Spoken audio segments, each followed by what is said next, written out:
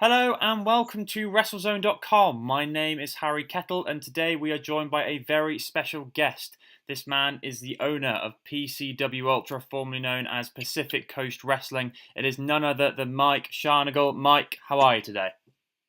Good. How about yourself? I'm very well, thank you. And first things first, you've got a very big show coming up on December 1st this week. PCW Refuse to Lose. How long has it taken to put this show together, and what are some of the most intriguing matchups and superstars that people can expect to see on the night? As far as taking time taking it to put it together, my partner and he books things out well in advance. So, for example, into 2018, he's got us booked through May, which is basically like a starting point. And then inevitably, wrestlers come and go. Somebody can't do it. Things change, and we have to revamp. And that's the big process, is all of the coordination that it takes to get from concept to wrestlers in the ring, fans in their seats, in the building, ready to go. So usually an event takes us roughly 3 months from conception to getting ready, everybody in the ring. So that's where we're at this point, is like, on event day, we hope everybody makes their flights. We hope no one's sick. We hope people get through customs, etc. And it usually works out. It happens once in a while that it doesn't, but 9 times out of 10, we're all good. As far as our event itself goes, we have 7 matches on this event, 3 of which are title matches. So for fans, if you want to see, some really good wrestling, I would say our heavyweight title bout, which is Penta Zero Miedo. He used to go by Pentagon Jr. in Lucha Underground. He is wrestling our champion, John Hennigan, who many people know as John Morrison, Johnny Mundo, Johnny Impact now. They're wrestling for our heavyweight title. So Penta was our first champion, and Hennigan beat Rob Van Dam. So this is going to be a great bout, and I think people are really going to enjoy it. So if we kind of take a step back now, when did you first realize that your dream or your aspiration of owning a professional wrestling promotion could actually become a reality? It's a funny story. A friend of mine and I, we went to another independent wrestling promotion here in Southern California. And though the wrestling was fantastic, the event itself, was lackluster. It didn't match up to the wrestlers in the ring. So as we were coming home, I asked him, I said, hey, because he was, he had been in the wrestling business before. I asked him what he thought it would take to start a promotion. And he gave me an idea. And then, the next morning I was like, okay, we're starting a wrestling promotion. And he was like, what? I'm like, yeah, what the heck? Why not? So that's actually how we started. I'm not one to mix words or vacillate over something that I want to do too long. So I gave it a night and said, you know what, we're going to start our own promotion. And that's what we did. And that was in the spring of 2015. And we had our first event in January of 2016. And the thing that took us the longest time was to find the right building. So is there one particular aspect or feature of the independent circuit that you enjoy the most? And also, is there anything that you would change about it if you could? I have been a wrestling fan for 30-something years at this point, right? I love it. I always have. I've always loved the business aspect of wrestling. I never wanted to be a wrestler, nor am I would ever be in shape to be a wrestler. So that was kind of how it started. And as far as, indie wrestling, I think the great thing about indie wrestling, and, I know in England there's another PCW where, people might say the same thing, but the interaction between the fans and the wrestlers is like no other sport. And it is a sport. These guys bust their butts and work, 300 plus days a year.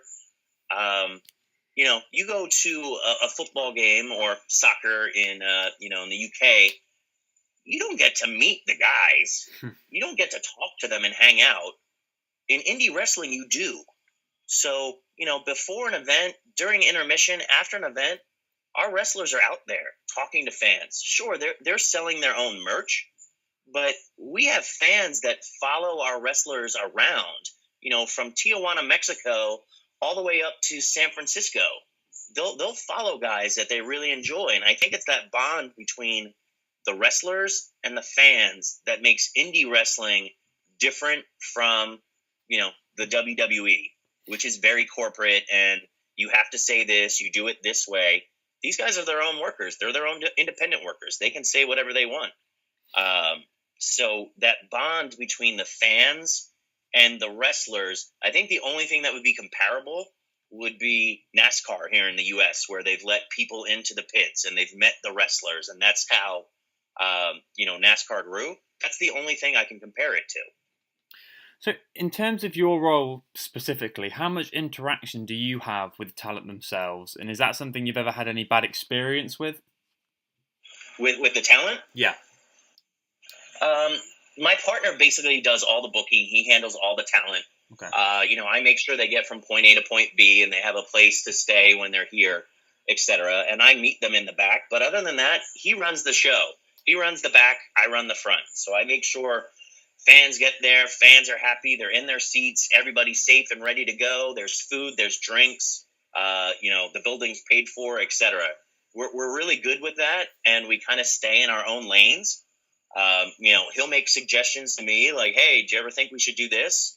And I might make a suggestion or two to him when it comes to, hey, what about this wrestler? And I'll be like, nah, I don't want to do that. But it's his choice. And that's why we're a good pair, is that at the end of the day, he's the booker and I handle promotions and, basically operations. So we stay in our own areas, and we're a good pair like that. So if you had any advice for someone looking to go down a similar route to you, but maybe they think that it's not feasible or possible, what would maybe your main piece of advice be for them? I would say the first piece of advice I would give them would be to set their expectations on what they want to do, right? I am a workaholic and a serial entrepreneur. So if I wanted to do this, which, I did, I wanted to do it the best, right? So when it comes to taking chances, like, we had Rob Van Dam as our champion for about 6 months, right? Like, that's not a small investment, and that is not something for the faint at heart. But I knew as a risk taker that if Rob Van Dam is at the head of our card, fans will come. So people have to set their expectations on what they want to do. Like, there's nothing wrong with having a wrestling promotion that runs, once a month or once every 8 weeks or 2 months or whatever it is. And you expect to have 100 fans there, and you have, the right wrestlers to do that. That's not our goal. Like, we want to be on some sort of TV, whether it's a Hulu or a Netflix or HBO or a Showtime or whatever it is. We want to be big enough that people all over the world can watch us. I mean, yes, you can do that with the internet, etc., but it's different when you have that thrust from, somebody that's backing it, whether it's, like I said, a YouTube or a Hulu, a Netflix, something like that, because they're going to promote it. I think that's the difference between the two.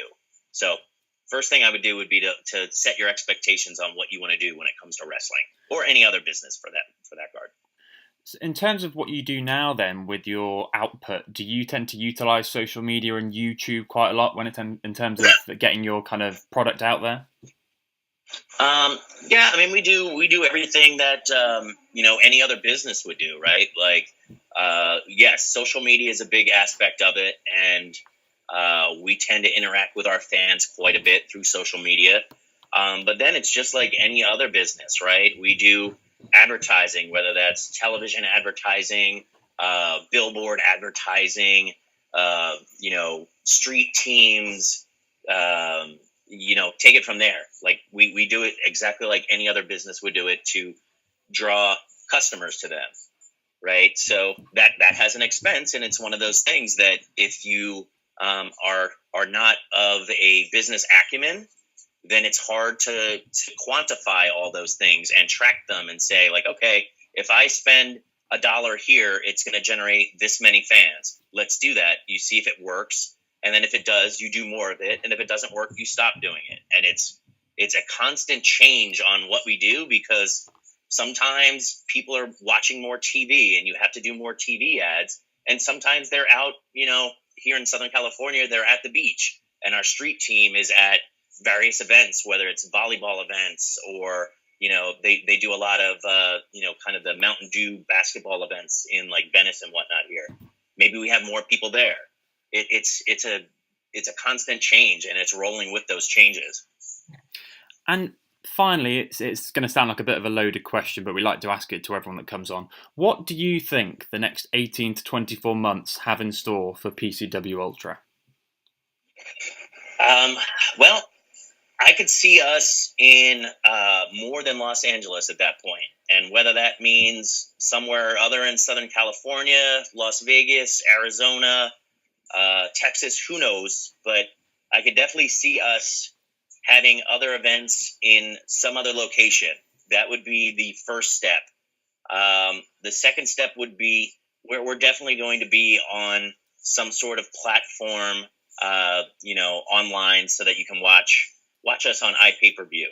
That one's actually going to be done within the next month. We've talked to a lot of companies, and we've vetted people out in terms of what they're going to do, what they're investing in their own company going forward, and where we fit within the, kind of the rest of their wrestling channels, so to speak. Well, Mike, it's been a pleasure talking to you about all things PCW today. One last plug from you, if you want. Where can people maybe find last-minute tickets to Refuse to Lose, and where can people go for the latest updates on PCW? Awesome. Thank you so much. So this Friday, December 1st, is Refuse to Lose, PCW Refuse to Lose in Wilmington, California, which is about 5 minutes north of Long Beach. The bell time is 8 o'clock. We will have tickets at the door. Always suggest people get there early, because we do tend to pack our building. The main event, once again, would be, actually we have a couple main events, but Penta Zero Miedo against John Hennigan for our heavyweight title. Tag team match, Terry Funk and the Sandman against War Beast, who are our tag team champions. And then from the UK, we have Zack Sabre Jr. challenging Douglas James for our light heavyweight title. So there's 3 big title bouts. You can find us online at PCWUltra.com and on social media, just anything that has to do with PCW Ultra. So Instagram, Twitter, Facebook, it's all PCW Ultra. Fantastic. Mike, thanks so much for the opportunity today. Wish you the best of luck with Refuse to Lose and everything else going forward. Thank you so much for having me. I very much appreciate it.